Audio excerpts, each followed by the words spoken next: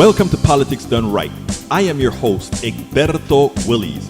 This is a progressive program that will take the mystery out of politics. This is the program that will encourage you to make sure government becomes we the people. Whether you are liberal, progressive, conservative, or otherwise, you get to air your point of view. We are an independent media outlet that, unlike mainstream media beholden to corporations, we only owe allegiance to you. Remember, you can also send me a tweet at EGBERTOWILLIES. That is at Egberto Willies. Let us engage. It is Politics Done Right. Well, folks, welcome to one more edition of Politics and Random. Egberto Willies, your host. Thank you so kindly for being a part of the show. We are going to have a great show for you today. Man, it was rough. Just got through doing 3 videos, and then I was doing some TikToking because there's some stuff on TikTok that I also want to show you, and I think that's where I'm going to start if I can pull it up in time. Not if I can pull it up in time, if I can get to it just like I know I should be able to get to it as we speak. Anyway, welcome aboard. AVQ, number 1 in the house today. He came in from Brooklyn, New York. Coming in number 2 is Senor Paul Fleming from Powder Springs, Georgia. Numero 3, we had Patrick Magner, who's calling me. He says, meow. How you doing, my dear brother Patrick Magner? We also have in the house, para ver, Bruce Pollard from Kingwood, Texas. By the way, Patrick is from Houston, Texas. Let's see, AVQ is from Brooklyn, New York. And we have Bruce Pollard from Kingwood, Texas in the house as well. And Yvette Avery Herod, or beautiful Yvette, is from Atlanta, Georgia. And we have our beautiful Bridge MCP from Binghamton, New York. And we have our beautiful Joanna from Los Angeles, California. And we have in the house as well Eric Hayes, our handsome MAGA, un poco trastornado en la mente, but he's still a friend. Eric Hayes from Kingwood, Texas. And we have Melanie Keelan, La Preciosa, mi hermana de Barcelona, Spain in the house. Anyway, we're going to have a great show for you today. Let me get started with Common Dreams. Literally eat SHIT. Supreme Court strikes down EPA clean water rule. The right-wing U.S. Supreme Court on Tuesday overturned federal rules regulating the discharge of water pollution, weakening the Clean Water Air Act in an unusual case in which one of the country's greenest city found itself at odds with the Environmental Protection Agency. The High Court ruled 5-4 San Francisco Environmental Protection Agency, the EPA limitations, or rather San Francisco versus Environmental Protection Agency, the EPA limitations banning discharges that cause or contribute to violations of water quality standards or an overreach of the agency's statutory authority. Waterkeeper Alliance CEO Mark Wagner the Power and Clean Water Act is being undermined, weakening protection for our waters and limiting EPA's ability to safeguard the public health and environment. That is rather stupid. The Supreme Court has set a dangerous precedent that could compromise the safety of our rivers, lakes, and drinking water. This ruling undermines decades of progress. You know what? You know why they passed this one though, Radnin? What's the name of the city again? What's the name of the city? San Francisco versus Environmental Protection Agency. That liberal city. Do you see that? How whoever it is that filed that suit doesn't understand in these political times that suit should never have been brought? Ridiculous. Trump to revoke legal status of 240,000 Ukrainians as U.S. steps up deportation. Trump's administration is planning to revoke temporary legal status of some 240,000 Ukrainians who fled the conflict. You know what that proves? That kind of proves that Trump, well, I am not going to go there, but I want you guys to do some deep thinking about Trump revoking the immigration status of Ukrainians. And he's serving 2 purposes there. I want you guys to think deep about this. Ukrainians, Haitians, and we used earlier how quick America was willing to accept Ukrainians' status. We did that. I want you all to think deeply, and then I want somebody to call me at the end of the show and tell me what you think about Trump and the Ukrainian issue going forward. I want you to tell me about that. And remembering all the other shows that we've had. All right, we also have Bridge MCP saying, Berto Willis, we need to show the amount. And yes, Eric will say they all do it. No, here is the government waste. Look how much it costs us taxpayers for a golf game at Mar-a-Lago.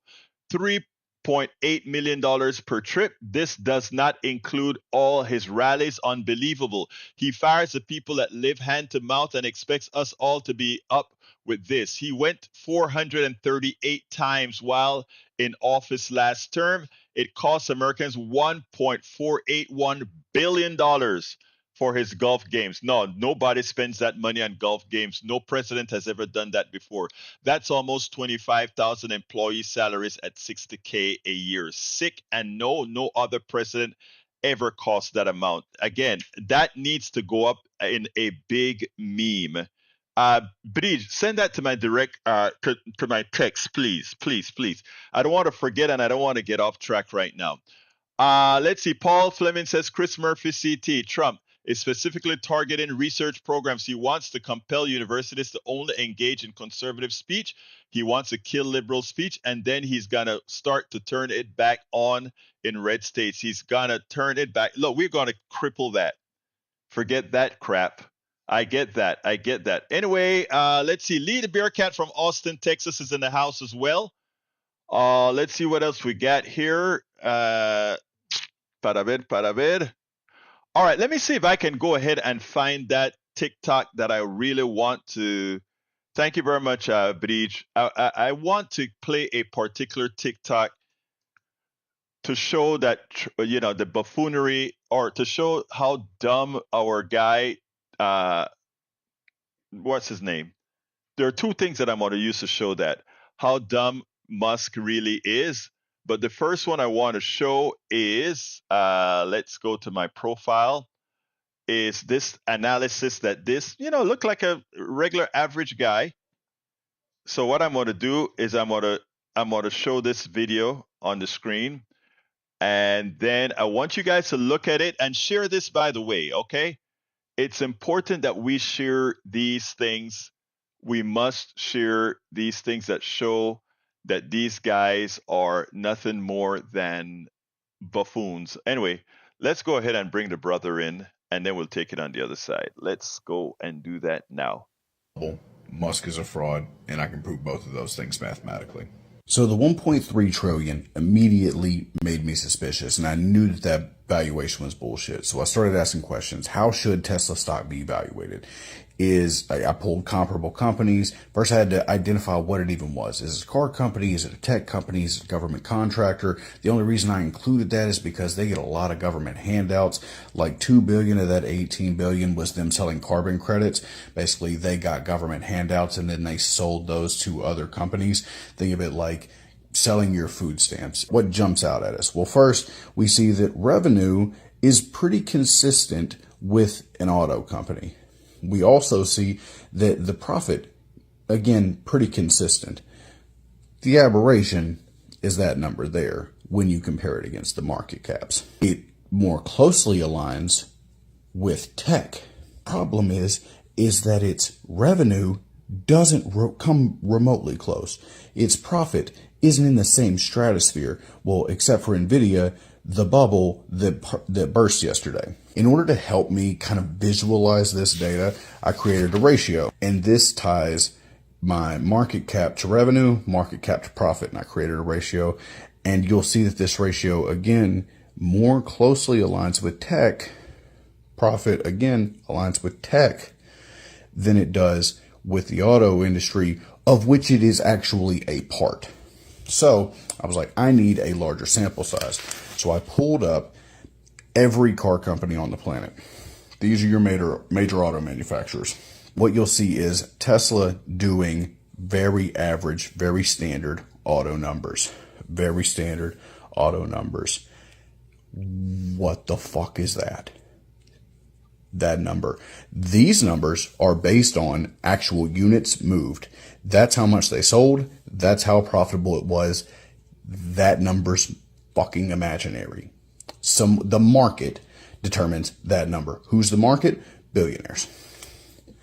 Again, I tied this to a ratio. And guess who comes up dead fucking last? Because again, their valuation is not consistent with the industry that they're in. I pulled the average of all these numbers and I got a mean revenue to market cap of 2.745. And then I did the same thing over here from profit and I got 0.353. Whenever you take these ratios and you tie it back to Tesla's revenue and profit, this is its corrected market cap. This is what Tesla would be worth if it was being evaluated like it was an auto company. The problem is it's not. Now, if we do him a solid and we give him the larger company valuation, $51 billion, that would put his 13% ownership stake being valued around $6.5 billion, which doesn't even put him remotely close to the conversation of the world's richest man. How does he get to call himself the richest man on the planet? Well, that's because the next three largest owners are Vanguard, State Street, BlackRock. They collectively have enough buying power across every market to be able to say that this is what this stock is worth. Ultimately, it's self-serving because they own the stock they're inflating. But the flip side is they get to prop up a vocal thought leader who is willing to advocate for capitalism to its most extreme. And they've propped him up like if they call him the richest man on the planet, then surely he's got to be a genius. Otherwise, how could you be the richest man on the planet? And you get this figurehead that attempts to keep the masses aligned with the interest of the ruling class. I do want to point out that all of those numbers that you see, I did those before the bubble burst on Monday. So you're seeing like just how fast tech is unraveling already. Just with the release of DeepSeek. I can understand why you would think about shorting this stock. I would advise against that. This is not Enron, where it's a scam company, but everybody was making a bunch of money off of it, so they kept it as long as possible. This is a real company. It is just really misvaluated. It has been purposefully, artificially inflated. It is a bubble, but it's closer to this level of market collusion is closer to housing bonds whenever the market would not properly price mortgage-backed securities in the wake of the housing crisis and everybody defaulting on their mortgages. It's the most obvious emperor has no clothes situation. And I'm not even an economist. I'm just a hillbilly who had the audacity to look up the numbers. If you see a different pattern in the numbers, by all means, feel free to try to articulate the pattern that you're seeing. Maybe I'm wrong, but from what it looks like, it's a bubble. The emperor is butt ass naked. And I don't know that we'll be able to do anything about it because he's insulated by stupidity. It will be people who dead ass know that he's not wearing clothes, know that you know he ain't wearing clothes, and then are going to argue with you that he's wearing the finest silks. He gets to call himself the richest man on the planet because we're the dumbest fucking people on the planet. I swear to God. So Tesla's a bubble. Now, why did I go ahead and put this TikToker on, Mr. Eric? Because he actually shows the numbers that I could go verify a couple and say, oh my God, this guy is actually correct. It turns out that, well, you all know that I have expressed to all of you that the stock market is nothing more than a bumbling fraud. The stock market has no rationale whatsoever. If a company's market value is a few trillion, let's just take a look at a good company, Microsoft. And you look at the valuation of Microsoft, and then you look at all the hard assets that Microsoft has, and you look at technology, you look at it, so that number is just an imaginary number that people are willing to pay for it. So all of this stuff is figments of people's imagination. But even in a market system, in a stock system where a lot of that is a figment of people's imagination, the valuation that my hillbilly brother was able to show was that not even in this fraud,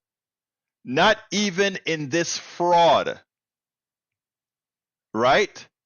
can we actually look at Elon Musk valuation in Tesla and think it is real?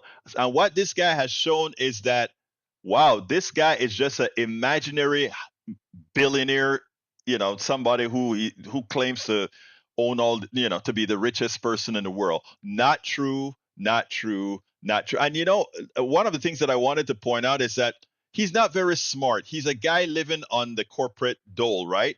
You have to remember that he got rich because companies had to buy green credits. In other words, they had to buy credits for polluting the air.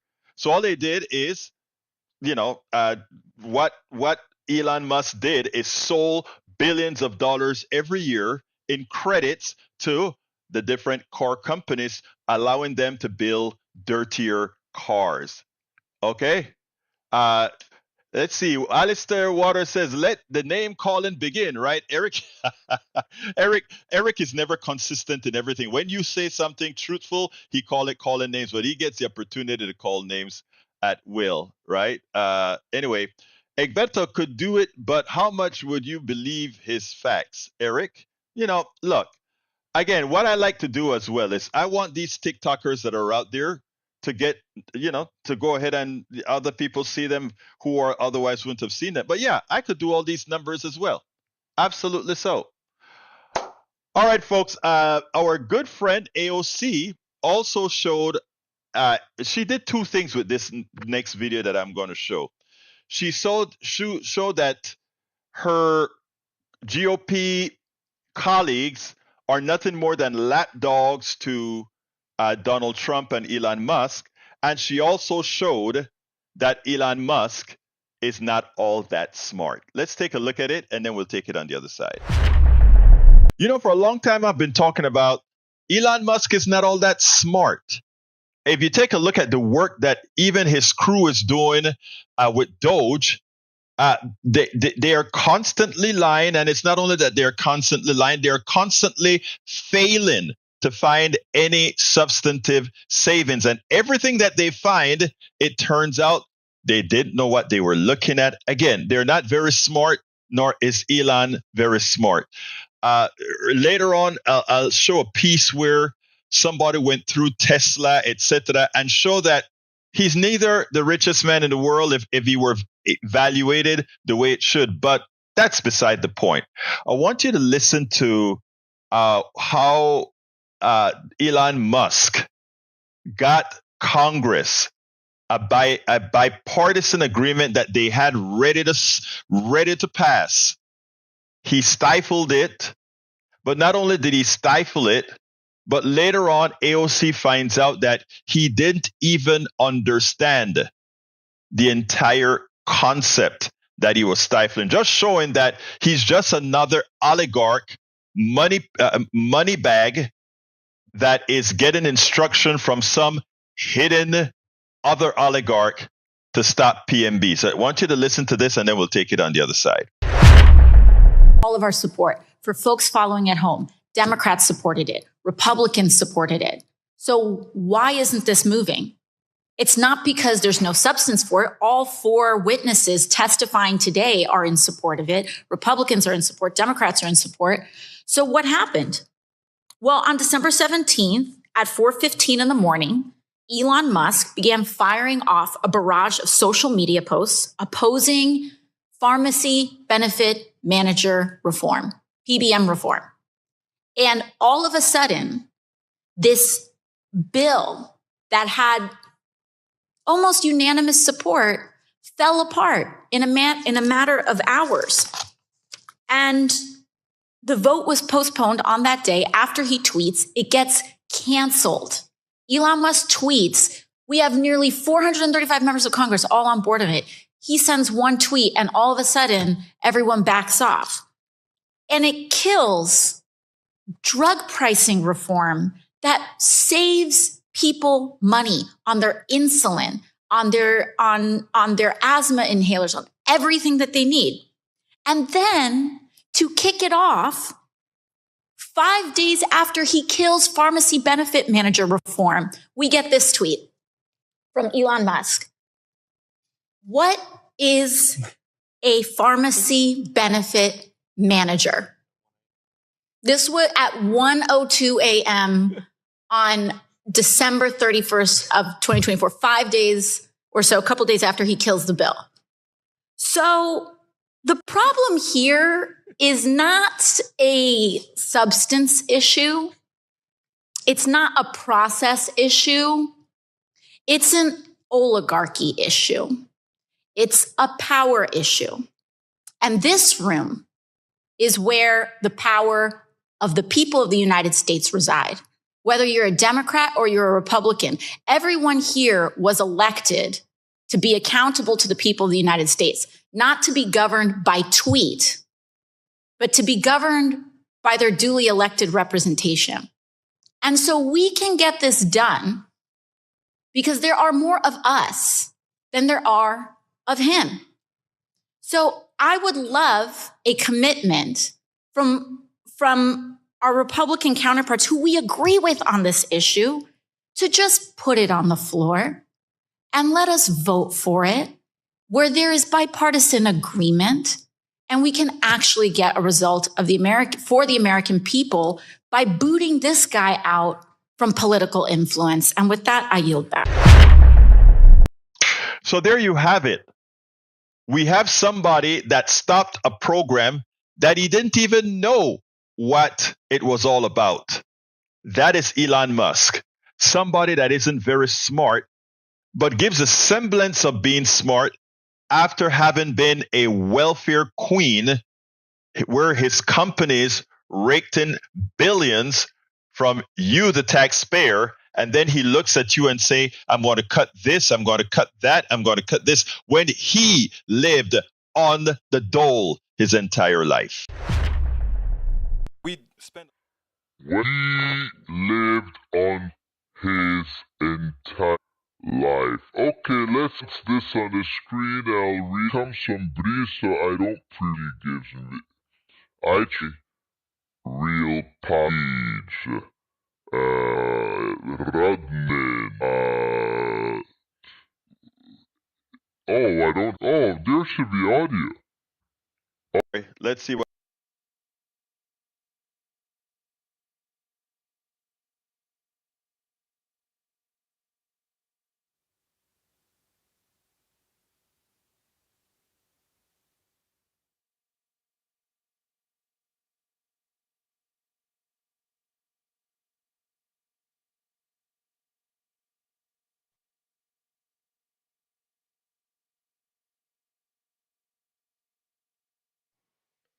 Okay, testing. I think the audio is back now. Okay. I think this stuff went to sleep. Anyhow, all right, back to the screen. Let's see what we got for the screen from Breach MCP. It says the following. All right, the Lincoln Project, folks, we're just a few weeks away from, I don't know who Elon Musk is. Kyle Cheney, news. Trump abruptly assembled his cabinet today to let them know Elon Musk is not in charge of hiring, firing. They are. It was an abrupt admonition that appeared aimed at the mounting legal scrutiny of Musk's power over the government. Not only that, I mean, you have to remember he made a mistake in the state of in the presidential the news where he actually said, Elon Musk is in charge. He actually said it. So the reason he ran to say that is so that he can have some cover when the judging comes or when somebody attacks him. All right, let's see what else we got here. What else have we got here? Hey, Berto, for a moment you sounded like you were slowed down. It's good now. Thank you, my brother. That was a little problem. For a moment, the podcast sounded chopped and screwed. Okay, I think we fixed it. All right, let's see. Bridge says Trump allies hold secret talks with Zelensky, Ukrainian opponents, as Washington ramps up its pressure on Zelensky to step aside. His rivals are talking to Trump's teams. Oh, really? Really now? Top Trump allies hold secret. You see what the American government likes to do all the time? To try to create and bolster takeovers and coups and all of that overseas. Then we complain, right? Anyway, As well, I want to tell you that Paul Fleming points out something important that just came over the wire, and it says U.S. judge reinstates Democratic Labor Board member fired by Trump. That is important news for the Labor Relations Board. Very, very important. Barbara Wills is in the house from Michigan. Hi, Barbara. How are you doing? Barbara Wills, you need to check out some of her writings on Substack. I think this is a Barbara Wills from Substack. Is that correct? The one who write those great articles? Let me know if that's you, Barbara, so that and if it's you, go ahead and throw the link to your Substack in the chat, please. I'm assuming that it is you. All right, so yeah, the NLRB or not NLRB can get back to the NLRB can get back to business now. That we should have quorum on that. Jay Ray says, I want to call in to answer your questions about Ukrainian immigrants. Please call in right now. I have another video, but I got time for you to call in and tell me that, Jay Ray. Call in and let me see if you get it. Or not if you get it, because I don't know if there's a right answer, because we're both going to be speculating. But call in, let's hear it. Let's hear what your thoughts are about Trump and those folks. Let's see what else we got here that I need to read. Para ver, ¿qué más está aquí? ¿Qué más está aquí? Scrolling down for your calls. Breaking, President Trump is ready to sign an executive order that calls for the closure of the Department of Education. Yeah, I read that. I think, listen, West Virginia will have something to say about that, because the amount of kids in West Virginia, I think it's a state that has the highest per capita for the lunch programs, etc. Hey, Ray, if you're going to call now before I do my other video. Anyhow, yeah, I think it's going to be hell, because West Virginia, Louisiana, Alabama, Mississippi, they need the Department of Education more than any other state for the different programs that they have in school for the population that's in need in those states. Okay? All right, we have The Guardian. Gwynne Wilcox was the first member of the National Relations Board to be removed by a U.S. president since the board's inception in 1935. The framers of the U.S. Constitution made it clear that no one in our system of government was meant to be king, the president included, and not just in name only. Agreed. All right, let's see. That's Ray calling in. All right, Ray, talk to me. Yeah, I want to thank you for putting that TikToker up, because, we need to get more hard facts delivered in the manner that he delivered them, because sometimes hearing it, I love your voice, Egberto, but sometimes it don't resonate with everybody. And let me stop you. Let me stop you right there, Ray. Ray, I want to stop you right there and I want all of you to give Bridge MCP a big hand. Bridge MCP told me once, she said, love you talking, but just you talking out of your voice is not enough. And she made me, and like I said, all of you guys are the ones who run this program. You as well, my dear brother. You all give me ideas. Bruce Pollard has given me ideas as far as tonality. Rudnit has given me ideas as far as how to handle MAGA to some extent. Bridge FCP definitely has done that. I mean, all of you. Thank you, Bridge. All of you. This is an interactive thing where you form a part. And I started looking at more things to come out and put on the screen from other people. So you're absolutely right for noting that. So I'm going to give Bridge the first seat on that one, and I'm going to give you the second seat on this one this time, because she's got to me first. Okay. Well, fair enough, Bridge. We worked on him, and we moving him where we need him to be. But no, you're doing a fantastic job. I love your format. I just love being able that I can call in. So that alone, is priceless. And trust me, when I go back and look at the calling in is yet another person, Bruce Pollard. He told me, yes, Egberto, go get that system. And if I'm not mistaken, he gave a great donation for us to start doing this stuff on the on the phone. Isn't that right, Bruce? Answer if you're there. You're still there. All right, let me hear you, my brother.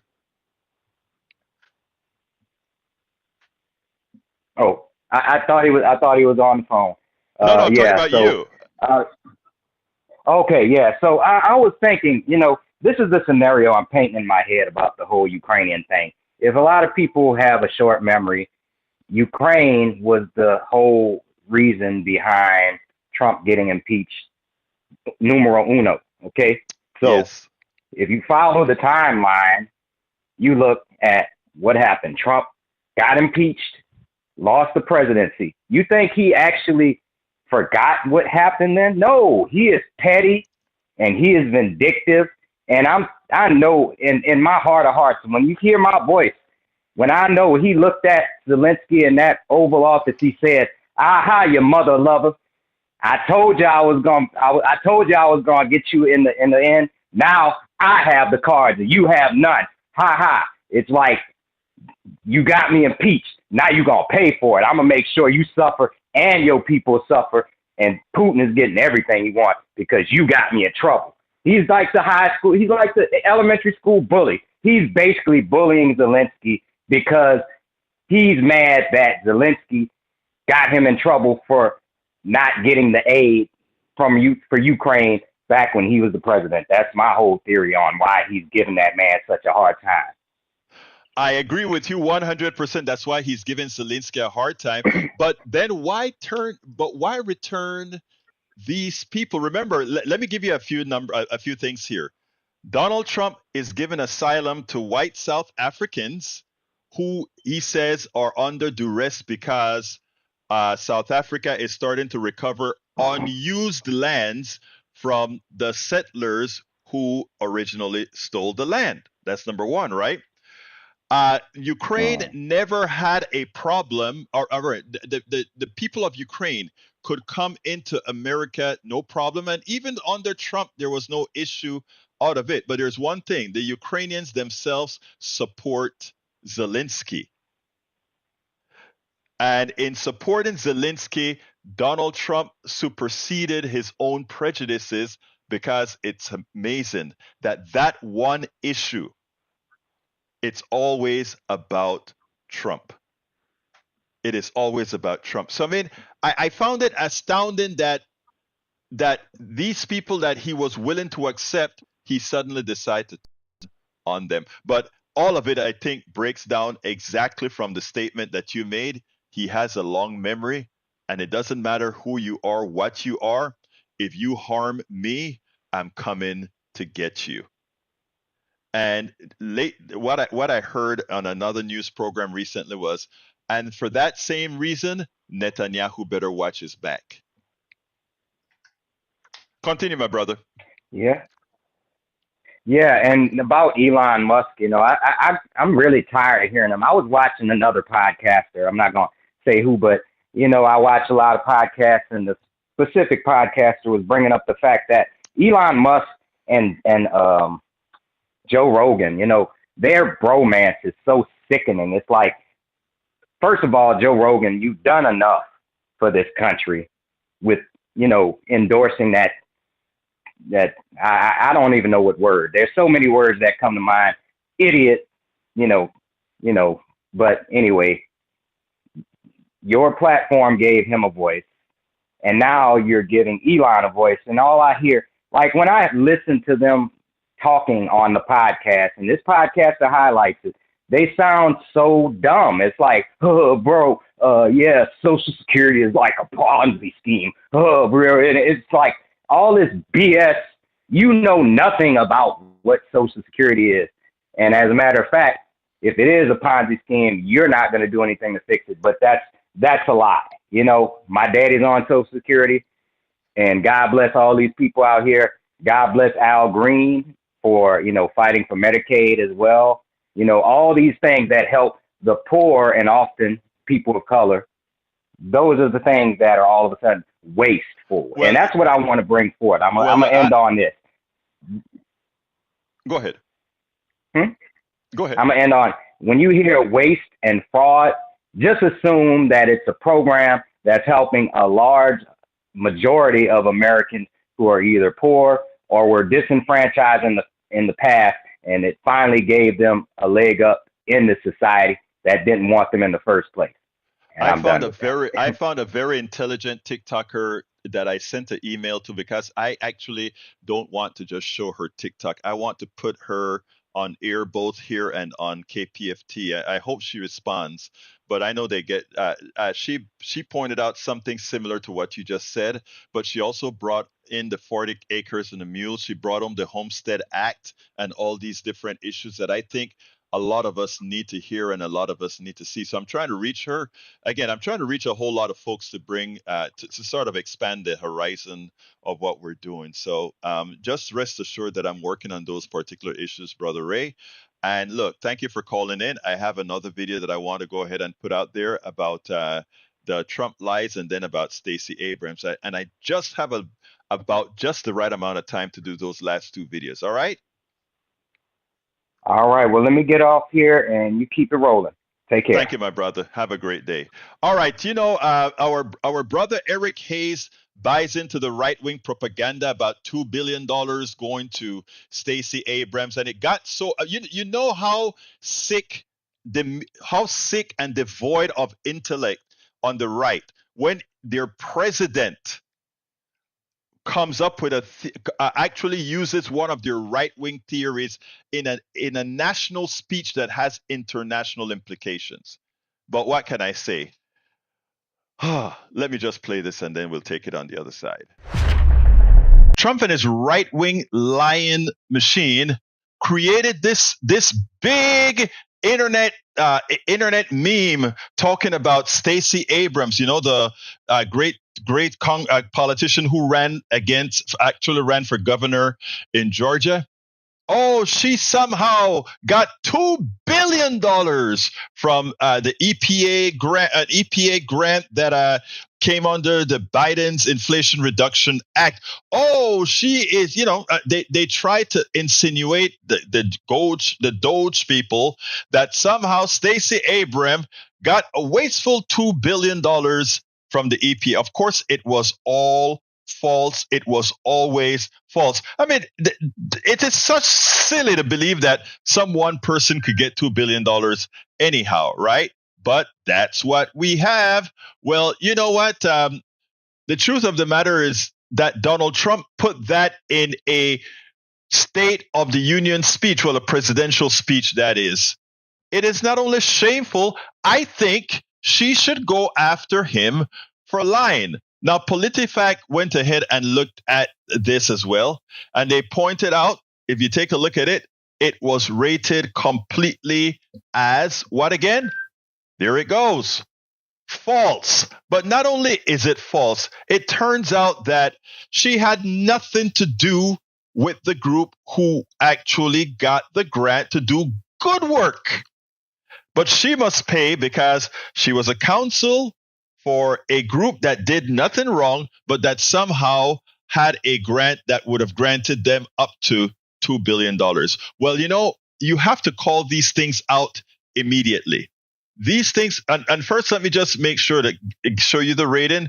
The rating for this was, the ruling was again, completely false. Pants on fire type of false. That's not a true rating. Now, what I love with what Stacey did is Stacey came and she made herself, went on social media and called it out so that itself can get some traction. I want you to listen to her and then we'll take it on the other side. In last night's State of the Union, President Trump attacked me personally. To be honest, it was unexpected, but not a surprise, because this is exactly what petty tyrants do. But let me be clear. Donald Trump and his lackeys aren't attacking me because I've done something wrong. They're attacking me because I've done something right.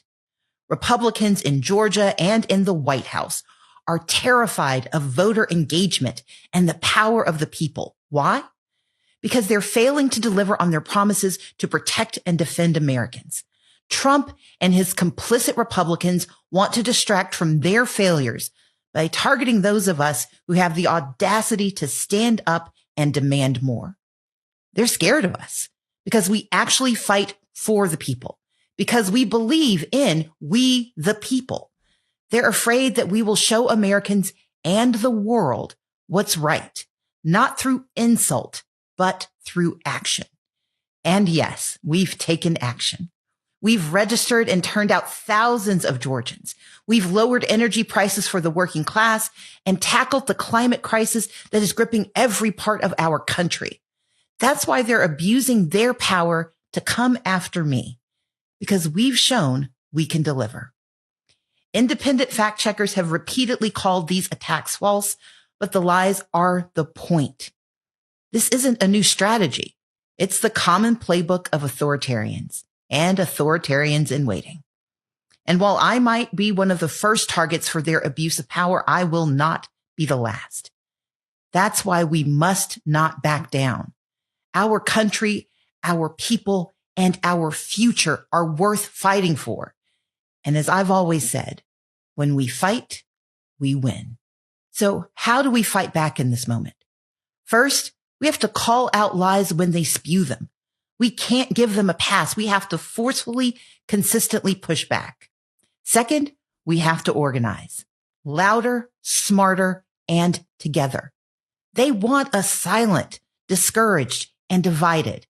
Instead, we show up, we mobilize, and we bring more people into this movement to deliver for the people. Third, we engage. They wouldn't work so hard to suppress our voices if our votes didn't matter. So we register, we turn out, and we remind them that the power still belongs to the people and that the government must serve the people, not the other way around. This fight isn't just about me. It's about all of us. And if we stand together, I promise you, we win. Now, exactly. The reason why they are coming after her is because she is impactful, because she is showing all Americans that they can be impactful if they are simply engaged. And that's what they fear, the engagement of such a person like that is relentless. And that Stacey Abrams is relentless in pursuing democracy for all, pursuing that.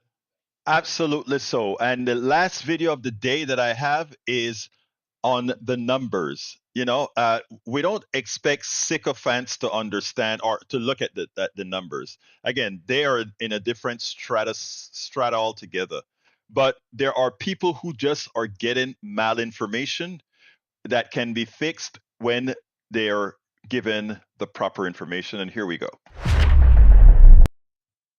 Right after Trump's speech, I gave a quick fact check, both from Rachel Maddow, as well as some of the things that I pointed out in the narrative that I gave along with that program. But today, Steve Ratner did it in chart form, not just on the basic lies, but on tariffs and budget and economy and many other facets. I want you to watch this, because this is going to show the extent to which there was nothing truthful about Donald Trump's speech.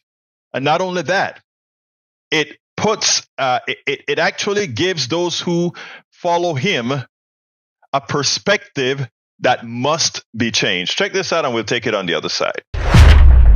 Taking a closer look at President Trump's joint address to Congress, Steve Ratner is back. We're seeking permanent income tax cuts all across the board, and to get urgently needed relief to Americans hit especially hard by inflation.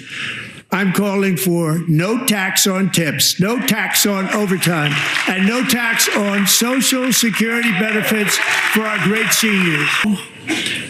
Want to make interest payments on car loans tax deductible, but only if the car is made in America. Steve, you say that's impossible to do with the House Republicans' budget proposal. Yeah, look, Trump hands out tax cuts like they were Halloween candy, but then at some point, you got to deal with the reality of what that all adds up to. So let's take a look at the reality. The chickens are coming home to roost on that. So he's talking about no tax on Social Security, no tax on overtime, no tax on tips, no tax on interest loans on cars made here.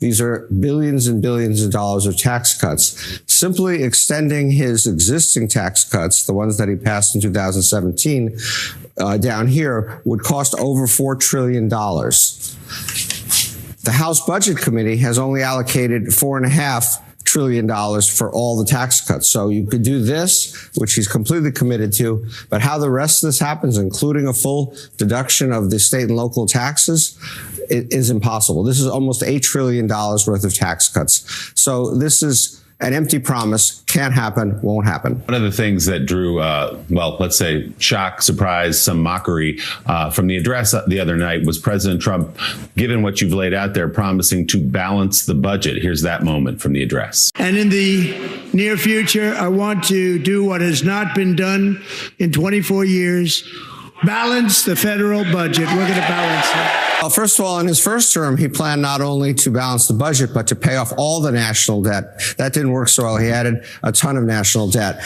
But let's look at how it isn't going to work this time. So we are looking in what we call a base case without anything else happening. We are looking at deficits a bit below $2 trillion, going all the way up to $3 trillion over the next 10 years. A total already, these dark green bars, of $20 trillion of additional debt. The budget plan that I just described would add another roughly $2.5 trillion of debt. So instead of balancing the budget and paying down the debt, he's creating more deficits, all these deficits, and adding $22.5 trillion to the debt. And Trump addressed tariffs the other day and said they would be positive for the auto industry. Deals are being made.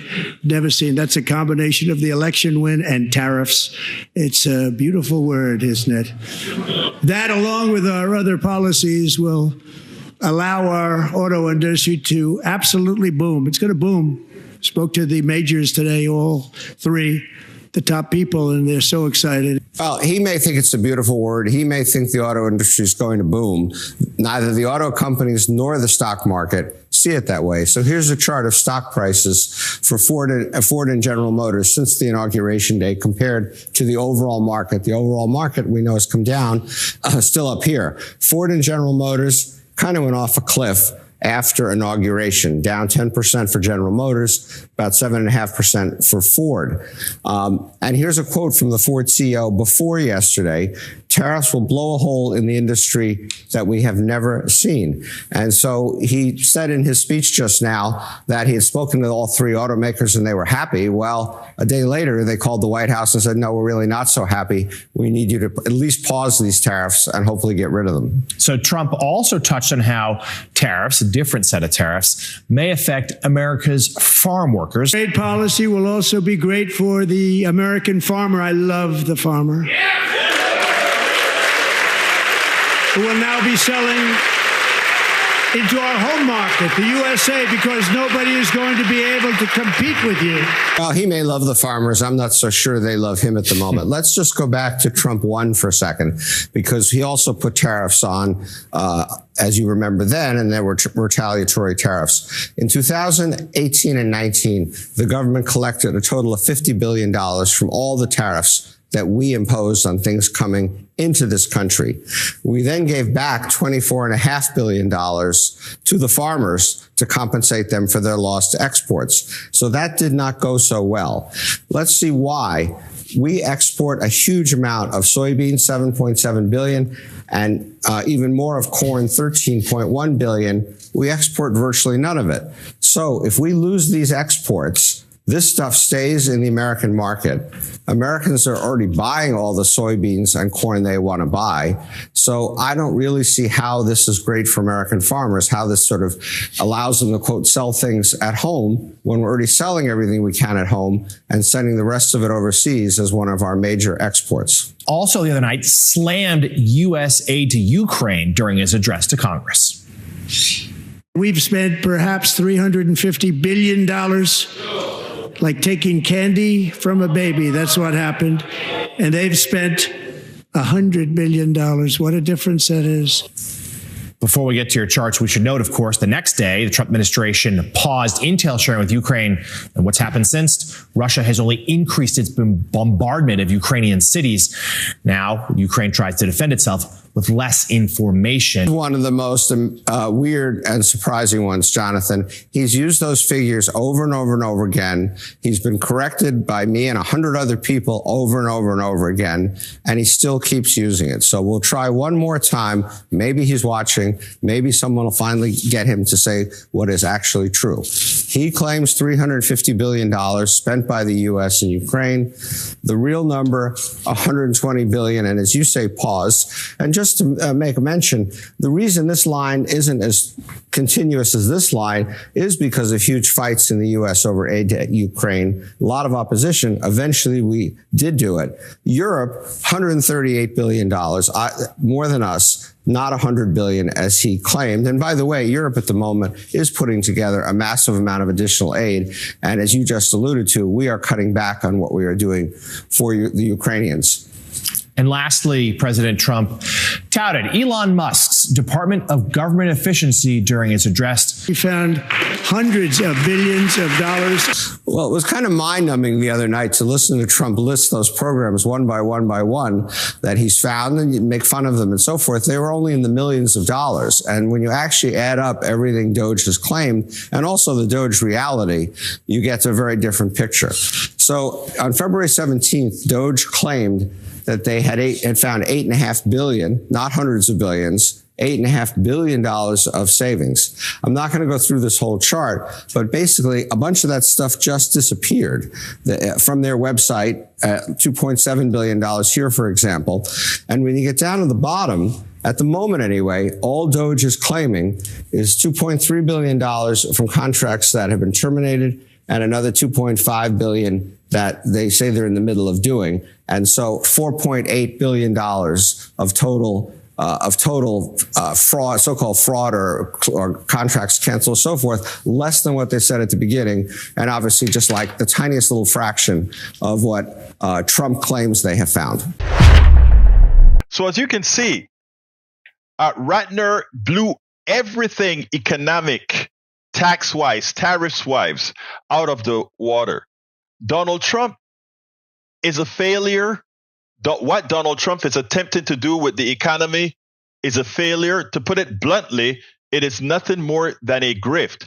It'll fall by its own weight, but by the time it's fallen, he would have been gone with all the spoils. He would probably be living somewhere in the Riviera with all the money he had taken from his MAGA folks and from us all. Folks, we have got to wake up. This guy is not only petulant, this guy is just a clear and present danger to the entire, not just America, but the world. Absolutely so. Absolutely so. Welcome aboard, AC Rodriguez. Haven't seen you in a while, my dear brother, as well as let's see, CG Marie. Gigi Marie, how are you doing? Where are you from, Gigi Marie? E2247, I don't think I saluted you either. Welcome aboard. Is there anybody else that I like to call people out when I see them in here, especially the first time? All right, let's see what else have we got here that I need to comment on before we close out, because we're near the end of the program. I think I have enough time for one call. If one person calls in, like right now, we can do a 1.5-minute call. If you need to say something. AC Rodriguez, welcome aboard. Gigi, where are you from? Gigi, I'm curious. ¿De dónde eres? Maybe you don't even speak Spanish, right? All right. Anyhow, folks, please remember to support the program however you can. This is Politics Done Right, and we do a whole lot to make sure that we keep people informed from our radio shows, our internet shows, our blogs, articles, books, TikToks, the whole works. If you want to see all the different platforms that we are on, if you happen to go to politicsdoneright.com/info, we have a link to absolutely all our platforms. Maybe I'll show you what that looks like. I have that on the screen on the chat right now. But if you want to see what link here.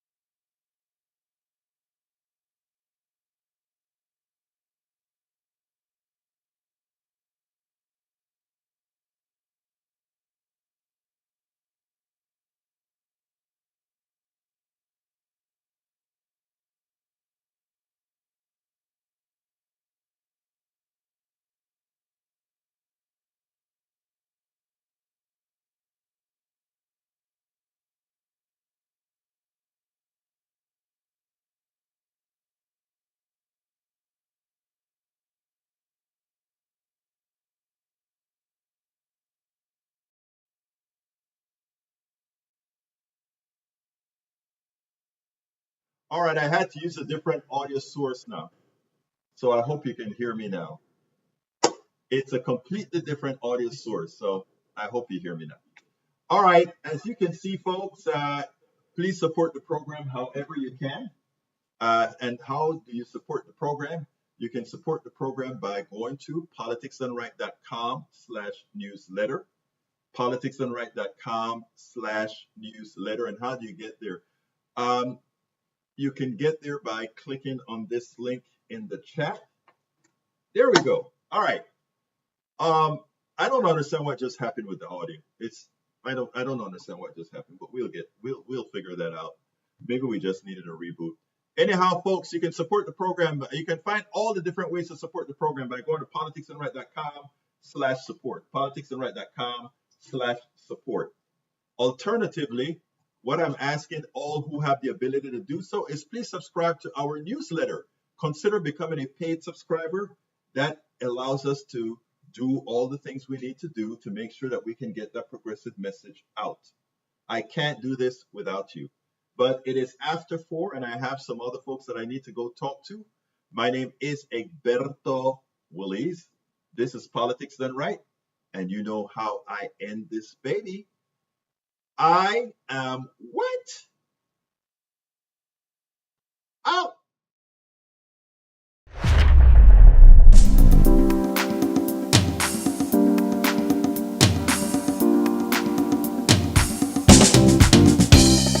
Welcome to Politics Done Right.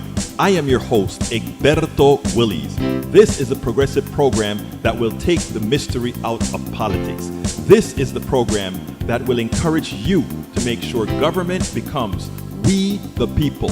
Whether you are liberal, progressive, conservative, or otherwise, you get to air your point of view. We are an independent media outlet that, unlike mainstream media beholden to corporations, we only owe allegiance to you. Remember, you can also send me a tweet at EGBERTOWILLIES. That is at Egberto Willies. Let us engage. It is Politics Done Right.